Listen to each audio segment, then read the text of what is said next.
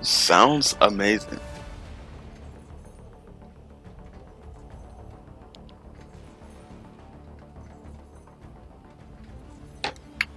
Give it a little bit of time.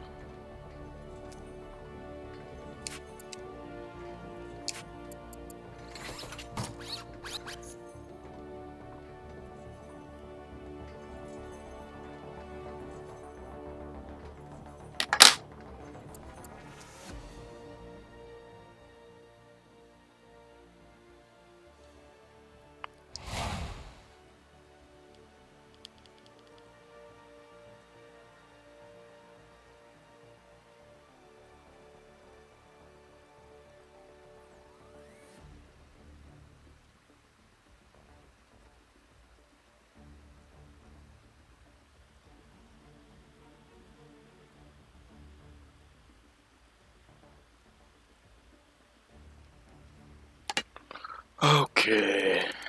Hmm. Hmm. Hmm. Hmm.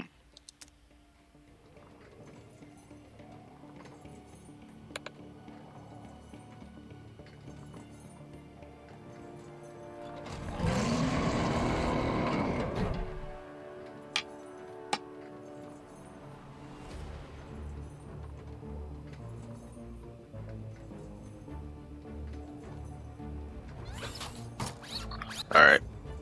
Drop in the cage. There we go. All right. This is the Bababorn Last Night Podcast, episode 2. Uh, Gonna go over most of the character guides for now. Hope to do just talking about the game in general in the future episodes. I wanted to go over El Dragón and ISIC today. I'm gonna go over ISIC first. Actually, I was gonna do him, but I'll save the best for last. Obviously, this guy right here. All right, going to jump right into it.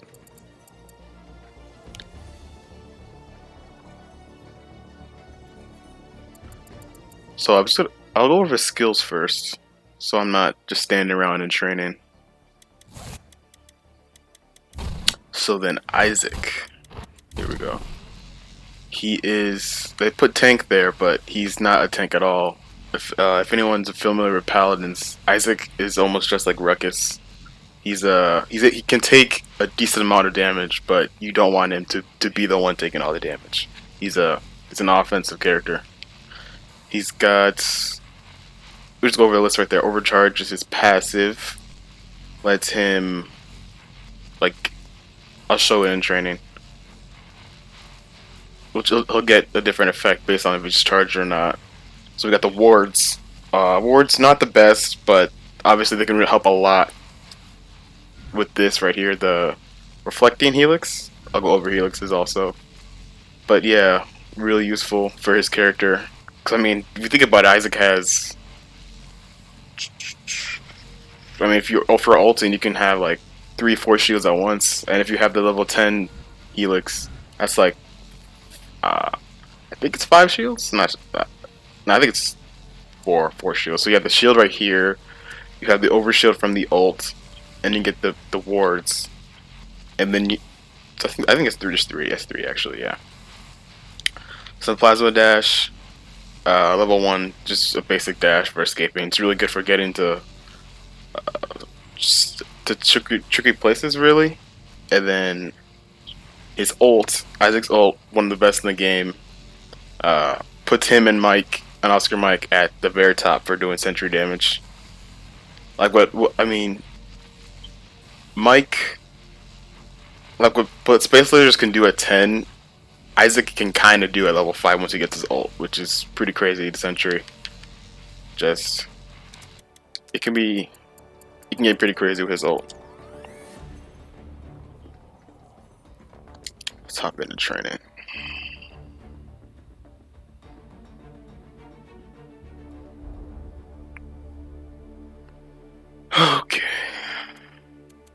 Mr. Zik.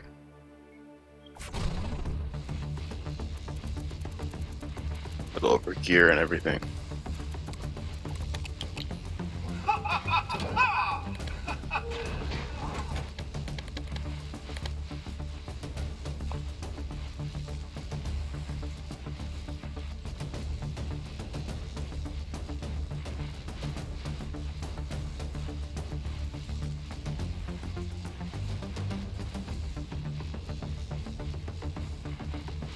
Oh, what?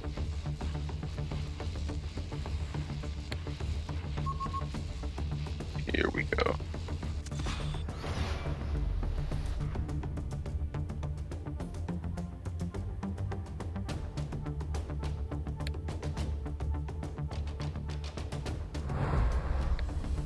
Welcome to the dojo.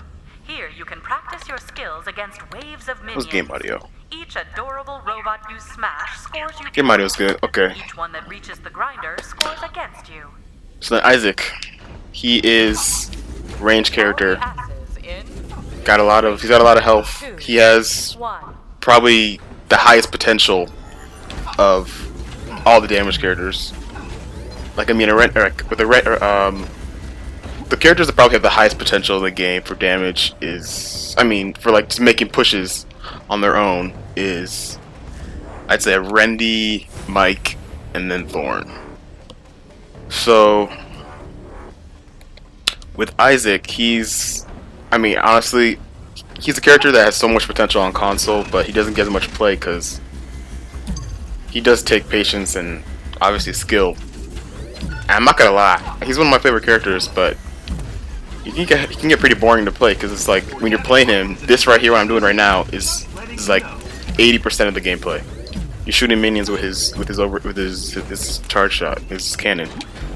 So anyway, right here, as you hold the shoot button, his little meter right there on the right will charge up, and when it's his the little rotator thing right there, when it's spinning, that means he's fully charged. And once it's fully charged, you can hit anyone in the skills. You get an added effect, like right here, the wards is at they're at their maximum shielding potential. If I do, I mean, the plasma dash one's like the worst one, gives you like 100 extra damage, which is not very useful. Yeah, it gives you 20 extra damage, which is pretty negligible, honestly. But with the ult, he gets an overshield, which is really nice. You want to do that pretty much every time. Yeah, right there. So, I mean, I'm at level 7. It says I get 720 overshield, which is really crazy. So, we can go over... Oh yeah, and the last thing is the charge shot. Once it's charged, you let it go, and then you get like his main form of attacking. Like these little shots aren't like the main way you're gonna be doing damage, but you want to put them there and put them towards your target anyway, because it's free damage. You might as well just put them there. But the last shot, once you release, is the big one. It has a really big hitbox, really great for hitting melee characters, squishies, all that. Yeah, plasma dash. As you dash around the maps, he's got a lot of. He can be really sneaky. He can get to a lot of places you wouldn't expect for a character as big as he is. So then, whatever wards, they'll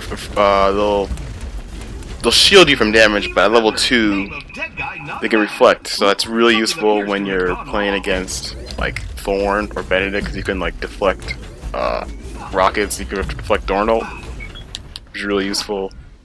Level 1, like level 1 is so, it decides so much about how you're gonna play ISIC. Pretty much everyone takes the left because, I mean, shield pen you shouldn't be using plasma dash as an initiation, really, you know.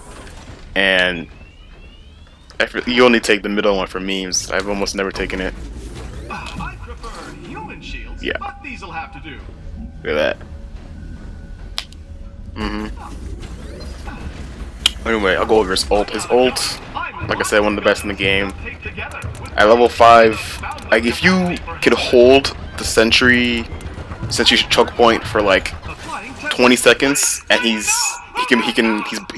covered. He's protected. No one will see him out of his ult. He can take it down at level 5 super easily. One of the best ults in the game, but obviously it comes with a price. Cause once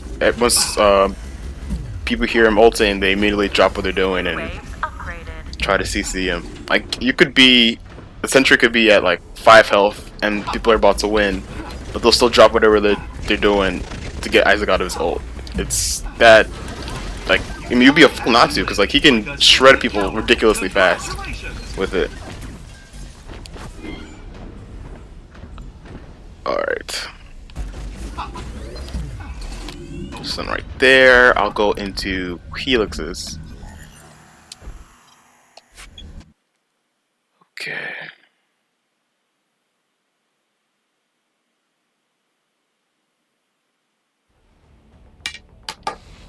Okay. So Isaac has some really good helixes. I think at level 10 he has like the best choices of all the characters. Okay. So level 1 I already went over. Level 1. 2, the right side damage wards. Don't really want to take that unless you're going for memes. But the left, reflecting is like one of his most important. Like the reflecting and the stun are like his most important picks. Level 3, I've seen people take the shield strength. I don't, to make it more tanky, I don't really do that. I usually take the move speed because he can be really slow. I like being able to be as mobile as possible. Never really understood the middle one. When his shield breaks. Oh, I didn't even go over his shield. I'll go over it again. He has, so yeah, he does have 4 shields. He has a shield kind of like Galileo and Boulder. He can just hold it up to block damage, which is like, I feel like that's the one thing that holds him together as a character. Because he's just a big target, really easy to crit. And if he didn't have that shield, he'd be so outclassed.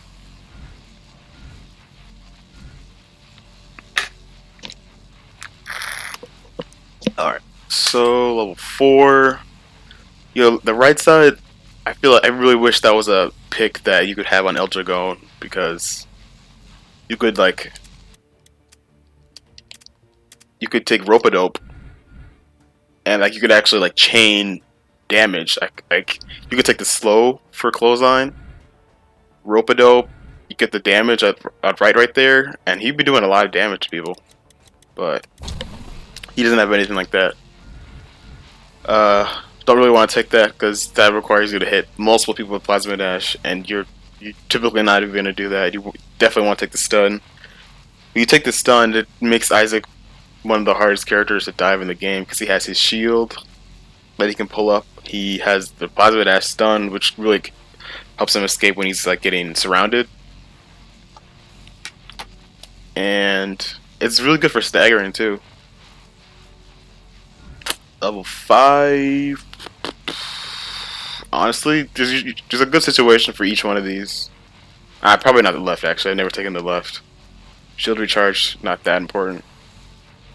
You have level 1 for extra shield recharge. The right side, if they have no healer at all, then you might as well just take the move speed there, because if you're just walking around and you're overcharged with the right side, in a big rush, you can be almost as fast as running when you're walking, which is pretty funny. But most situations you want to go with the wound.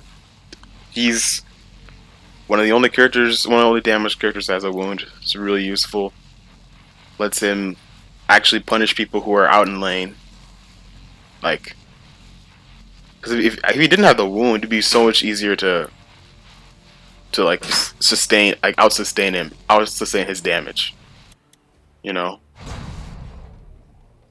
Because I mean, the thing about Isaac and like Oscar and Mike, when they start shooting at you, you could really just take cover, because they're not going to chase unless you're in like a stagger or team fight scenario. They're not going to chase, so they just take cover and you're good, you know. But the wound lets him really punish people, so they can't just be healed from his regular shots. 6, you can really go either one depending on how much you use Plasma Dash. I usually go with the left. But if it's Meltdown, or if it's like they have a lot of dive, I'd probably take the right, because the extra stun really helps.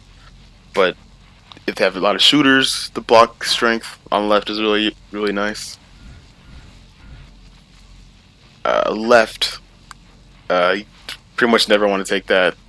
ISIC's not using his shield that much. It's really a last resort kind of thing. Or like, if you're taking too much damage, you just put the shield up and you don't have to take all that damage, which is really nice. Right side, I've seen a few people take it. Or yeah, I've seen a few people take the right. There's extra charge time or less charge time, so you can shoot faster. But the most people go with the damage in the middle because it's just raw damage and can't really argue too much with raw damage.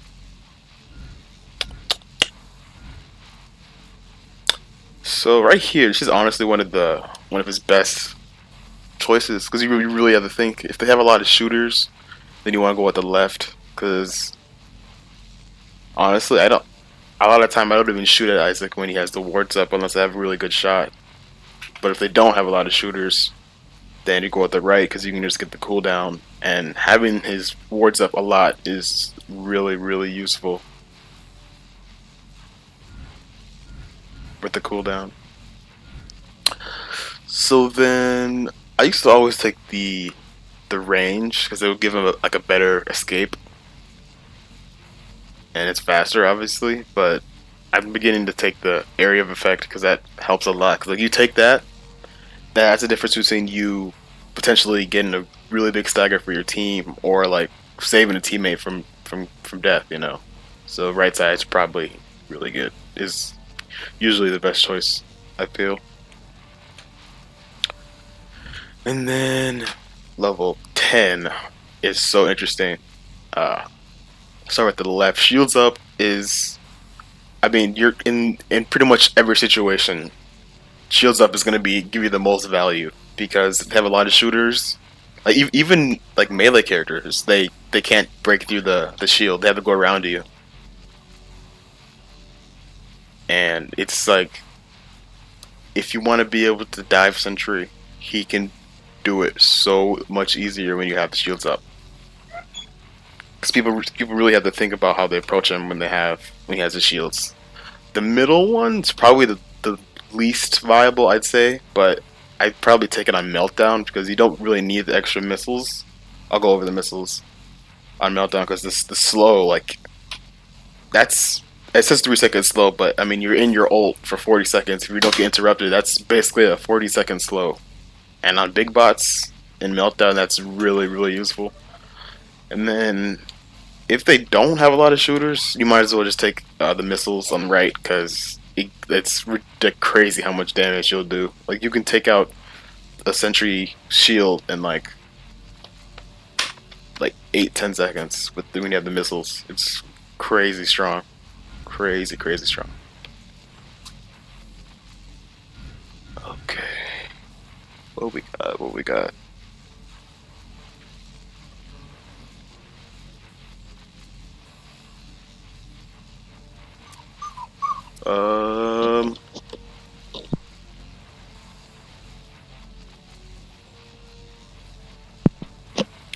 Okay. So with gear, I usually go with. I mean, all the characters in the game, you go with pretty much the same gear. But with ISIC, I usually go attack damage, skill damage, and this piece right here, which gives you the extra attack damage. Because I'm pretty sure that when you stack skill damage, it will give him the extra attack damage with the charge shot. So that's a really great way to stack. And I just put extra health on there just because you might as well. It's like an average cost for loadout.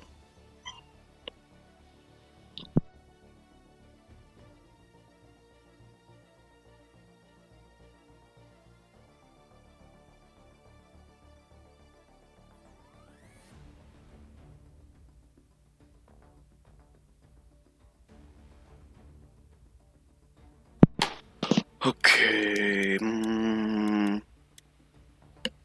This is way shorter than I thought. Some of these characters are gonna be short because I'm gonna do El Dragón after this. He's gonna be way longer. Like Phoebe was like 30 minutes, and Marquis was only like 12 minutes.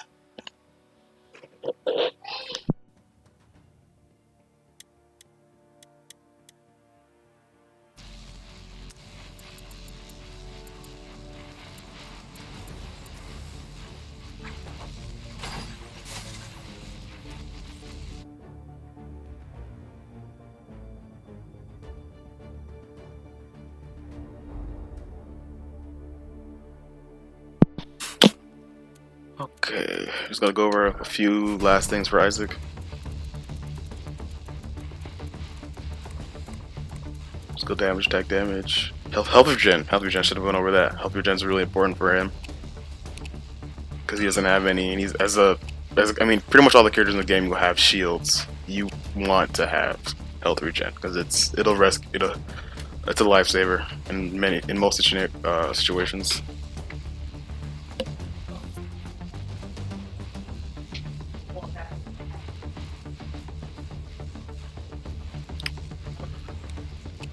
I can just go over like tricks and stuff for ISIC. Not really too many of them. With his ult, you don't want to like initiate a team fight with it because you're just gonna get CC'd out of it, and that's basically a wasted ult. The way you want to use it is if you can get you have to be really sneaky with it. If you can get onto the one like perch. I didn't even know you could do this. Wow, look at that. If you can get to like the one spot like this on overgrowth, on top of the sentry, and like ult downwards on them, then that's a good way to be sneaky. Really extreme example is if like you have D&D ulting, like what is it? ISIC ult and Airstrike from Oscar Mike are like probably the best follow-ups D&D could ask for with their ult, because like they have the damage. Like D&D's ult is 5-second stun, and like think about doing this to the enemy team for 5 seconds like that. Like on a stunned Monty or Kelvin, he can take off. If like stun for like only 2 seconds, he can take off like half their health in 2 seconds, even more if you get crits, which is crazy. So you want to be sneaky with his ult. You don't want to use it for staggering, because like if the enemy team already lost one person, then they're just gonna be running away. It's a waste of ult. You're just ulting. You're just sitting there, ulting as they're running away. You know, if you're staggering, you want to be rushing them with ISIC when they push it up your team, because his charge shot does a lot of damage. I'll give the minions an upgrade. You'll have to stay on your toes if you want to keep You can up. really melt people. Like without the mini shots, the charge shot can do like, with the damage at 7, you can do like 350 damage to someone. That's like it's a shield. That's basically a shield. He's probably easily the best counter to Benedict in the game, because I mean he can put the wards up and reflect Benedict's rockets back at him. If he puts I should have went over his shield right here, kind of like Boulder and Galilea. He has this shield. If Benedict has a Hawkeye on him, you just put the shield up, deflect that, and you can continue to just destroy Benedict. He has like all the perfect tools to beat him, but I mean he's not picked a lot. Honestly, I don't play him as much as I want to, because he can be boring because you're just doing this the whole game. But when time is right, I definitely will pick him. When the situation calls for it, I'll play him. He'd get more play, and honestly, he'd get bans and tens if like dedicated ISIC players were a thing. There really aren't that many dedicated ISIC players anymore. Like I can play ISIC really well, but I would consider myself a dedicated ISIC player. But I'm a tank player first, and that's usually where my priorities are. Yeah, so like right here, if you pop your ult and you're like staggering the enemy team, they're all just gonna be running away. And as they're running away, like ISIC's ult sucks for hitting people who are like running away, getting around cover and stuff. You want them to be out in the open. Like if D&D's ulting, boom, you just hit everybody. Or if they're running away, you can't do anything. You want to be just in regular mode, shooting them. Yeah, character with a lot of potential. Late game, he's he can like 1v1 and beat like literally all the damages. Partly because his burst is way higher. Like if like Thorn and Mike, if they're just out in the open, sitting right here, late game, ISIC can kill them in like 7 seconds. Obviously, he has the health pool to support it, but I mean, even if he had half health, it'd be a closer fight, but he'd still destroy them. That was a really good ISIC guy. That's pretty much all I got for him. I want to play him more, but he can be boring, not gonna lie. Like, most of the time I just pick Marquis because I like Marquis so much more fun. It makes me think, like, part of the reason why they made ISIC's dialogue so good is to entertain you while you're playing him, because he can be pretty boring. Okay, so we move on to the champion, the one, the only, El Dragón. Okay. Pretty much all the LLC characters are not played that much. Phoebe, El Dragón, Cleese. It's pretty. Like, honestly, in recent time, I feel like Cleese is like the most respected in like tens these days. I mean, El Dragón gets played sometimes, but not as much as he should. But anyway, we'll go over his skills.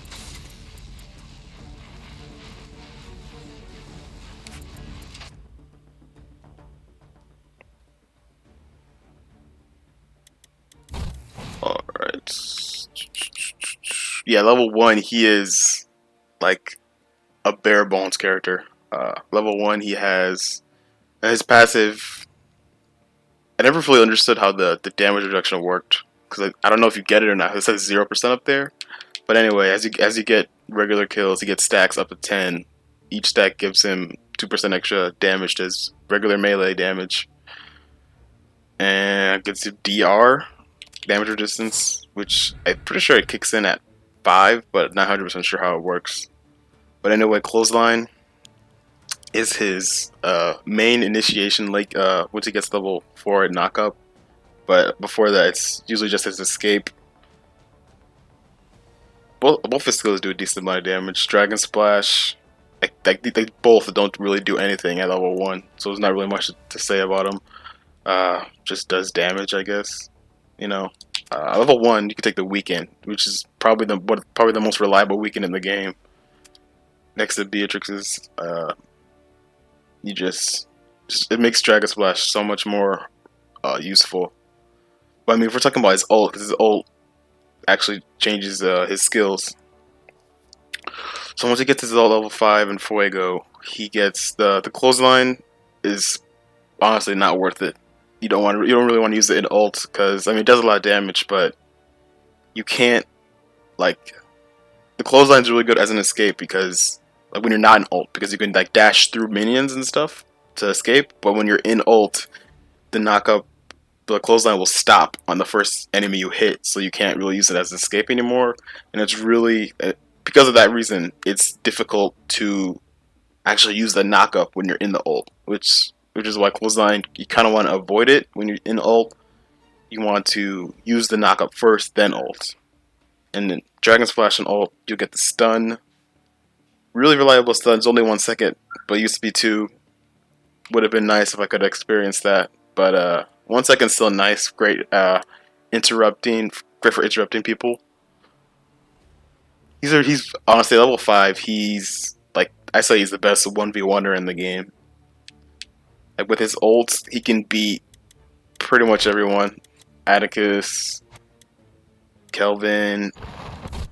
I mean, Monty's probably the best. I mean, Boulder can probably just like literally shield all of the damage and run away. But I mean, actually attacking each other, Boulder's gonna lose, obviously. Monty's probably the only one, I'd say, who would be able to win. It depends if Montana has his ult up or not, which he probably does. The thing is, if you can get all your skills off with El Dragón. Like the knock up, the stun. If you can stun Montana like out of his ult so he doesn't have the DR, then you can win. But the thing is, there's so many layers that comes into that fight. Like the Montana's Hailstorm, that's DR.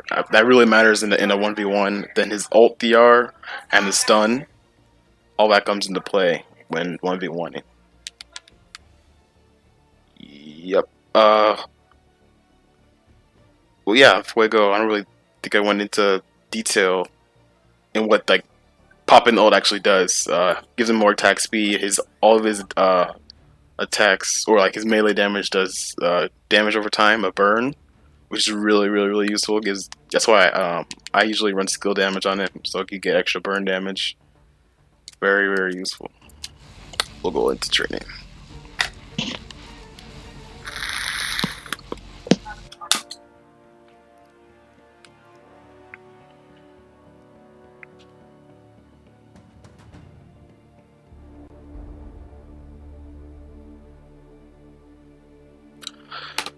Okay, here we go.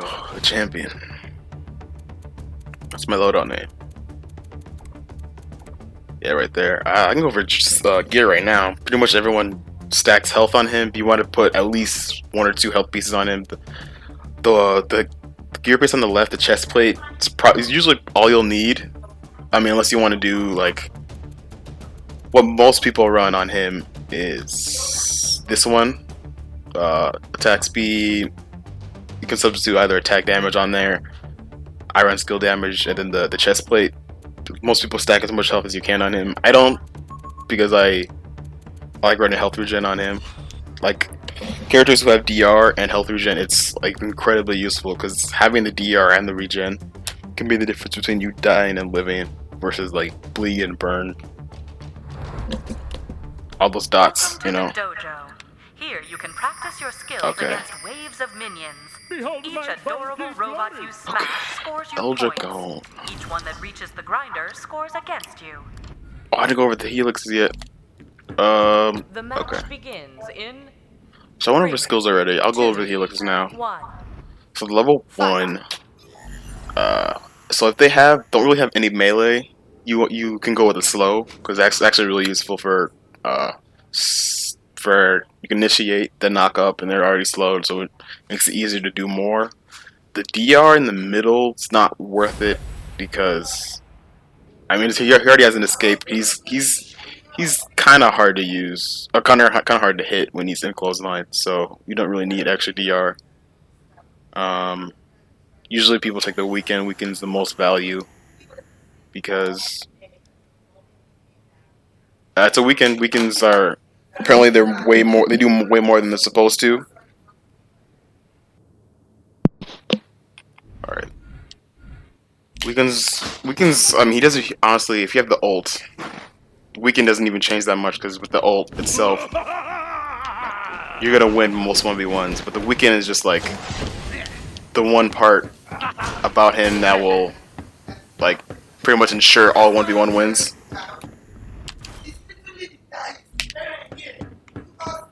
Weekend's really good. Also helps early game for thralls. I mean, until you get your first health piece, it can honestly be kind of hard to get thralls, and the weekend helps you getting thralls.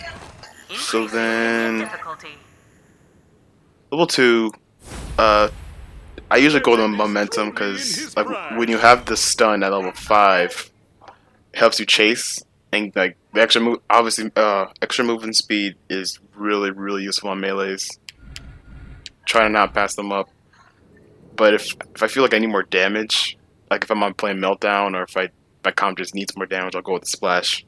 Because it just, obviously, extra damage is really nice. And level 3 is, it's kind of tough to decide which is the most important on this character. I'd say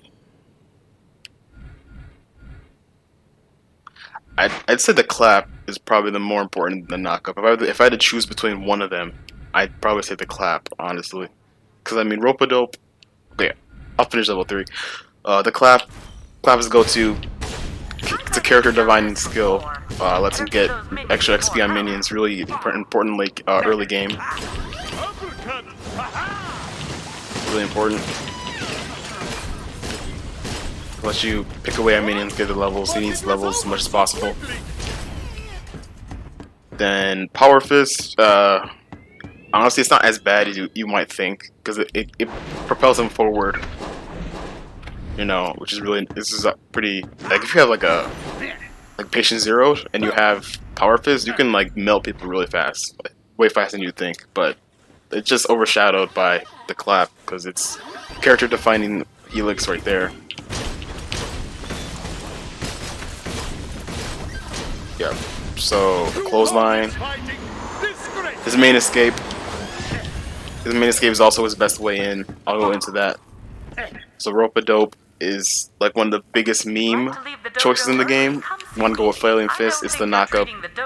Level 4 is when he really starts to shine. He can start punishing people. Like level 1, Wrath is better than El Dragón. But at level 4, I'd 100% say that he's better than El Dragón is better than Wrath. At level 4, there's way more damage. He can chase. Like, the thing about Wrath is, like, say someone's right on that ledge, you most likely are not gonna be able to hit someone with a knockup.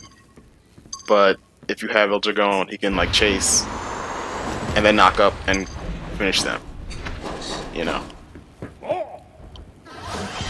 Dragon Splash, right there. Just, it's not the best, but I mean it's good for clearing minions. You want to use that on minions as much as you can. Lets you get tags on all of them. So level 4, I've tried welterweight. It's so you won't notice it. I usually don't notice it. Like I just chose it, but the movement speed is supposed to affect sprint speed, but I don't feel any faster at all. You know, and uncanny's not worth it. Just extra skill damage is not as value as taking the DR. Heavyweight on left. Heavyweight turns him into like why people fear him so much, where he is feared, like on PC, because he has so much potential, but he doesn't get played as much because he has a higher skill floor than most characters in the game.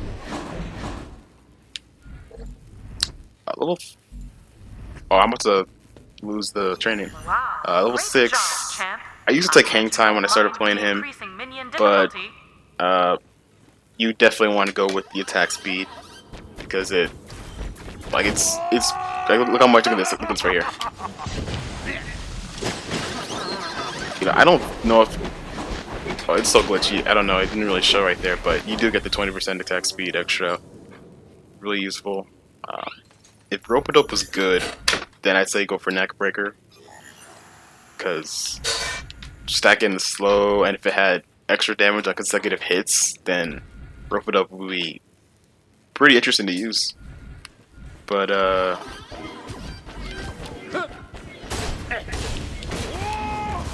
that's one trick that's really nice. If you don't, one thing you should definitely consider when playing this character is using the knockup into Dragon Splash, because you don't always want to pop your ult, because when you pop your ult, people are most likely going to either run away or try to CC you, and he's a very momentum based character, and if he gets stunned, gives up the enemy team a lot of time to just run away, and you don't want that. Obviously you're a melee character, so that's a really viable way to initiate. You can snag a lot of kills that way without having to pop your ult, because when you pop your ult, that's you basically telling everyone that I'm committing to this, to whatever team fight is happening. So keep that in mind. Level 7. I've heard that if you take the cooldown, that you can potentially use the stun twice in an ult, because you get 10 seconds of Enfuego. See, I'm really close to it. I think you have to actually hit the maximum stacks for momentum. You have to actually hit the 5. So if you hit the 5, I've heard that you can actually stun twice. I've never seen it done before, but they only give you four minions, I'm pretty sure. They only give you 4, so I can't try it in here. But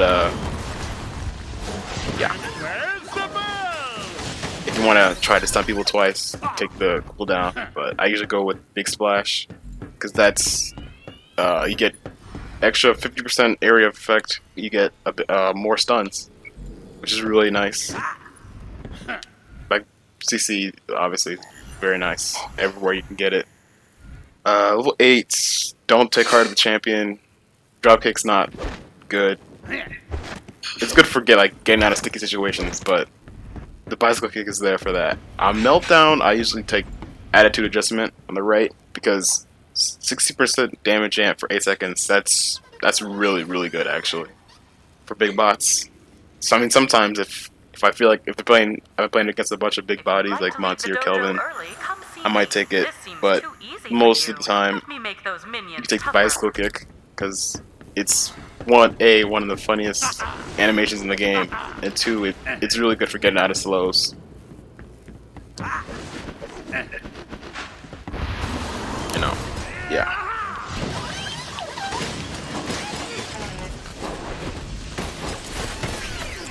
Okay. So level 9. If Robodope was good, once again, you would take Cut the Line because you get the cooldown reduction each time you get a hit.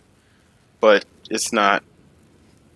Robodope's not good, so you want to go Lifeline. Lifeline's honestly like this character can be so broken, it's ridiculous. Like Lifeline can give you you can be near death. Honestly, I think when you're near death and you're slowed, it's really actually hard to use Lifeline because sometimes it just doesn't work, even if you get the knockup off. But if you use it right, if you're at like half health, maybe 30% health, you use it, you get all your health back. Like if I was low enough, I could knock up all these guys, and even the knockup damage counts as the life steal. Even the knockup damage counts as life steal. So it's a really broken Helix. You want to take it pretty much every time you can. So level 10, title fight it's probably the most broken thing in the game because you can nuke sentries in like seconds. I've never actually seen it, but I've never actually seen a sentry get nuked like in seconds by title fight, but I know that it can happen. I know that it can do a lot of damage. If title fight, I mean, it's like it's banned on PC because it's so broken, but I like taking it. It's honestly, it's also one of the coolest. Like, look at this. Look how cool this is. Are you kidding me? Okay. Well, at middle, I'll go over it. Middle is unquenchable. If Rope-a-Dope worked, / if the clothesline and ult was more reliable, then I'd say take a quenchable. But I mean, it can be really useful. I mean, on Meltdown, it could be pretty cool, honestly, if you just clothesline, get a lot of damage. The 720, that's a lot. Plus, it scales. You get to do a little bit more at late game, so that's interesting. It can be fun. Dragonfire, that's probably the worst one. I mean, it gives him a projectile, but you only get 10 seconds in ult, and the actual animation of Dragonfire takes like a whole second, or like 1.5 seconds to actually get it off, and that's wasting so much time. Like, you need to use your ult as much as possible when you're playing him. So I mean, it does give the dot, but the damage over time, but it's not value. I should go back in there actually. It can be easy to get lost in training sometimes.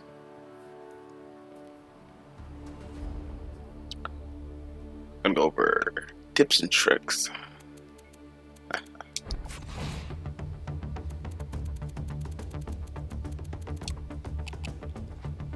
Behold my boasting glory! So, yeah, he's like I say, Phoebe and El Dragón are probably the best dive characters. But the thing is, in certain matches, Atticus is a better pick, and in those matches, he would do better than these two would. You know, because Atticus, he's like incredibly versatile. I'll go over him in next week. Because he has more ways in than just one.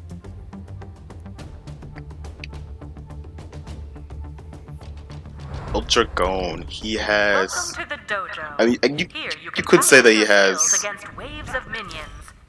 You could say that he has. Scores you points. Each one that reaches the grinder. You could say that he has two ways in.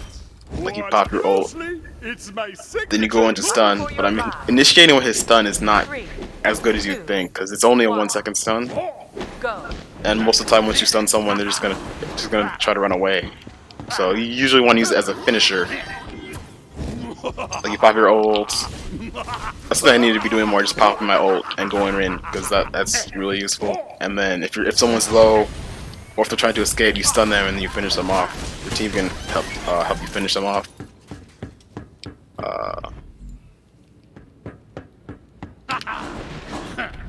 Wanted to wait until I get my ult back, but I was gonna show like probably the best way to initiate with him.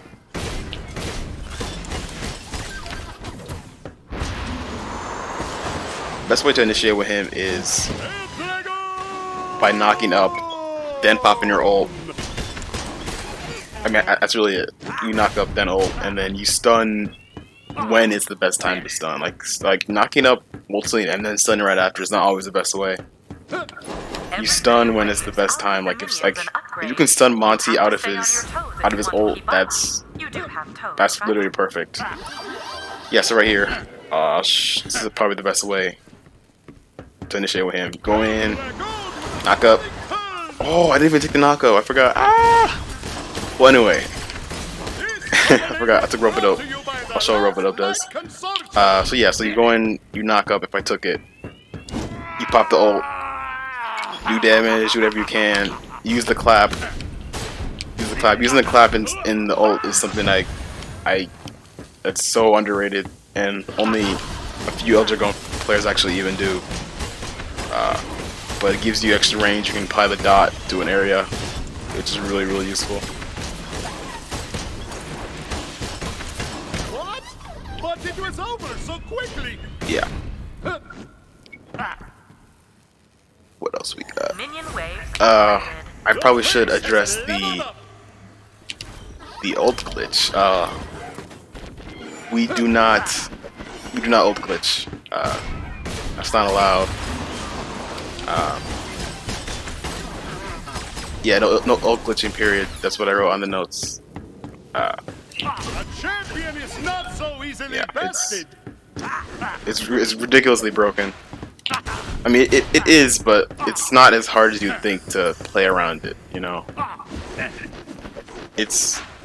When people use it, it's like a surprise tactic. Like, if you just immediately knock up and ult at the same time, that catches people off guard, and you can chain stun right into that, and that's way too much CC for some characters. Like, I'd say like half the characters in the game, if they're knocked up and immediately stunned afterwards, that's death for them. Like Alani, if she can't get her bubble off, she's dead. Because I mean, considering that like your other team, your team, the rest of your team will follow up, they're dead. Most characters are dead. Yeah. So rope-a-dope. So it has honestly one of the coolest animations in the game, but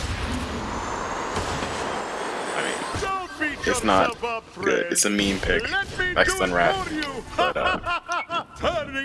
yeah, knock up, do damage, apply a dot. If people are running away, you want to do this. You want to clap as much as you can. Like if you can't actually get the punches off, you use the clap, because if you get the clap, dot, that can be the difference between someone escaping and you being able to finish them. A champion is not so easily bested.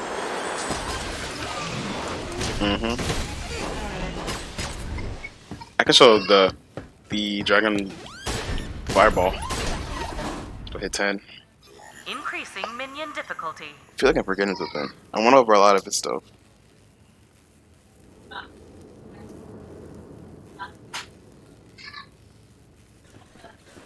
He suffers in matches that are played passive. Like if you're playing a match like in like pubs, I guess, and the enemy team had just a bunch of supports and damages, no tanks, no one to push up, then he suffers because he doesn't do anything if you're just waiting on minions all game. He can't really do anything. I mean, Phoebe and Atticus can like immediately go in and do something, but like it's harder for El Dragón to sneak up on people, especially if there's no front line for him to duel with. I've had that happen in a lot of games.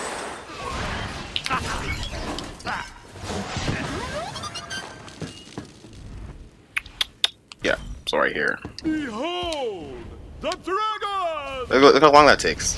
I'm taking up like a whole second each time you do that. Wow, great job, champ. I bet you won't mind me increasing. It does apply the dot, but I mean, you have the clap to apply the dot.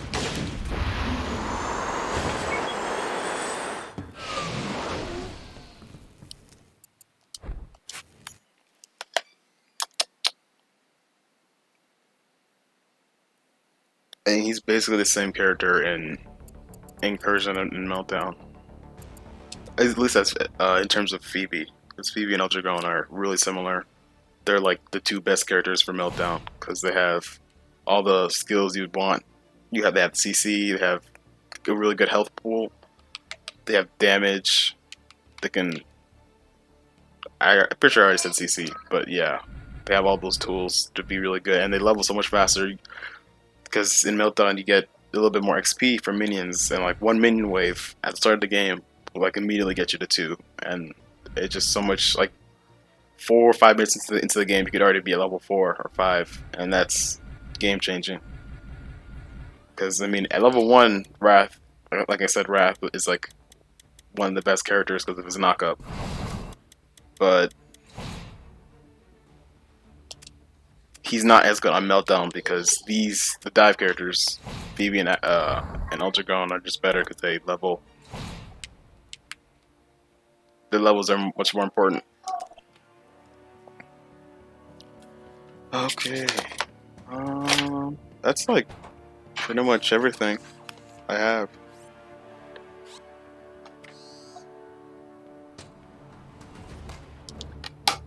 I'm most likely going to be streaming again on Friday. So I still need to figure out other topics to talk about for like the future, because I mean I have one more for next time I do the podcast, Atticus and Boulder, but after that, I mean the first 3 are going to be focused on those characters because like those are 6 characters that I feel like if I had to write a book about, I could do it.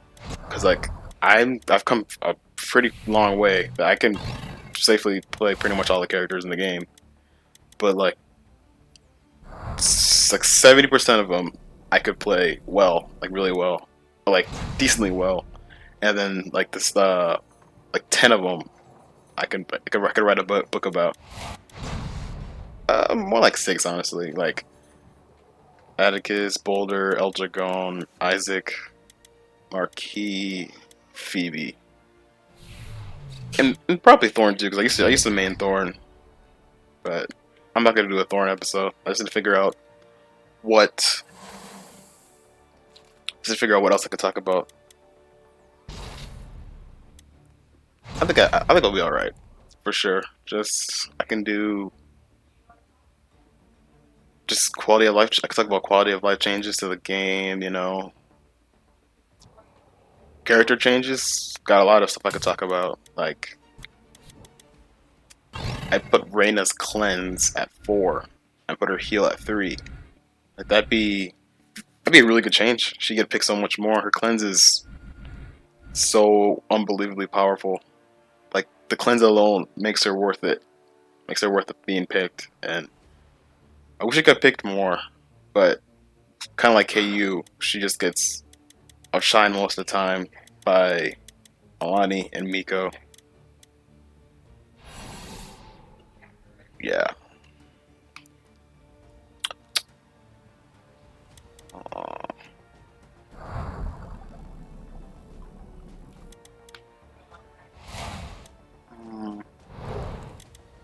yeah, not sure if I'll do it next week. I kind of want to do a break. Not sure when, but when I do come back, it'll be Boulder and Atticus. Want to finish off with two really strong characters, which honestly pair really well together. And one other thing I've realized is that of all the characters in the game, Atticus is probably the one that I'm going to miss playing the most when this game goes offline. Because, like, he's not even, like, my favorite character is El Dragón. My second favorite is Phoebe. But he's not even my favorite, but he's the one that I'll miss playing the most because he's so dynamic, so many things, different things he can do. You know, with the ult, his pounce, the arc. He's just really fun to play, really invigorating. You know. This is all muscle. Next time, we return for Boulder and Atticus. Well, definitely I'll be back on Friday for possibly tens. I don't know. Probably I don't know. I don't really like tens, but they've been interesting lately. If not pubs. Thanks for watching. I will return, obviously, like I said. Have a nice night. Thanks again, guys.